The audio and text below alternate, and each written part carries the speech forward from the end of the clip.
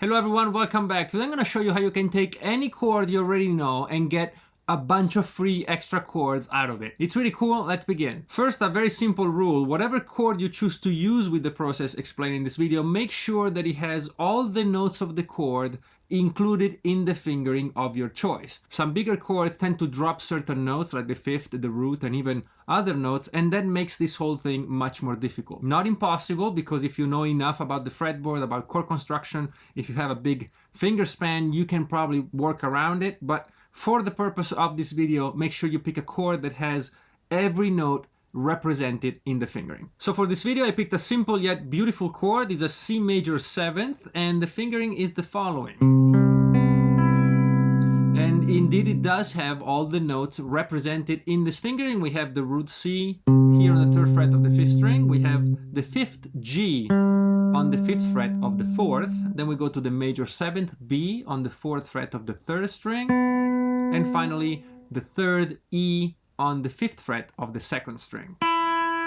The idea behind this concept is extremely simple, and it goes like this. If we start from this fingering we just discussed, we know that by the way the guitar is built, if we move up 12 frets to the 15th fret, we're going to find the exact same chord, just transposed an octave higher. And the other thing we are inevitably going to run into is that between each note of the first fingering and its same note an octave higher, we'll have to go through all the notes of the chord in any of the strings. So on the 5th string, between this C here on the 3rd fret and this C on the 15th fret, we have to go through a E, a G, and a B, the notes of the chord. On the 4th string, we have a G here on the 5th fret, and by the time we reach the 17th fret, 12 notes higher, we have, of course, a B, a C, and an E. The same thing works on the 3rd string. From the B, we go to C, E, and G. And on the 2nd string, we go from this E up to a G, a B, a C, and then back to E. We're going to use this to build a whole bunch of new positions. There will be inversions of the chord, but they will still be C major 7th chords. So let's do it. Let's start from our original fingering and let's find some more C major 7th along the same strings. All we do is start from the bottom note here, which is a C on the 3rd fret of the 5th string, and we move up the string until we run into the next note up for the chord, which from C would be an E. And we find it on the 7th fret of the 5th string. Let's put a marker on it and let's move down to the 4th string. On this string we were playing a G on the 5th fret.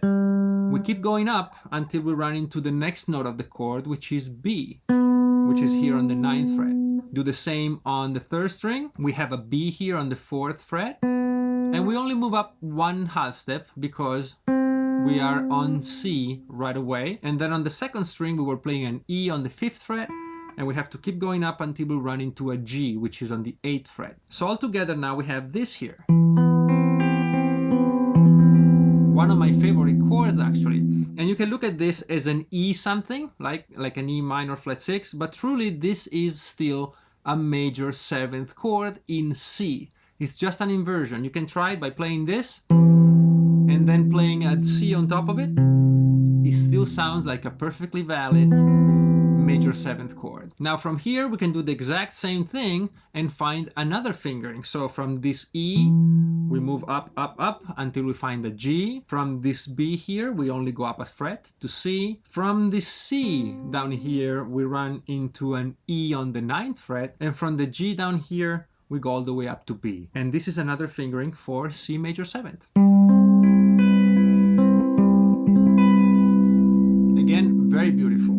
If I keep going, I'll find from G to B, C to E, from E to G, and from B to C. And we'll have something like this.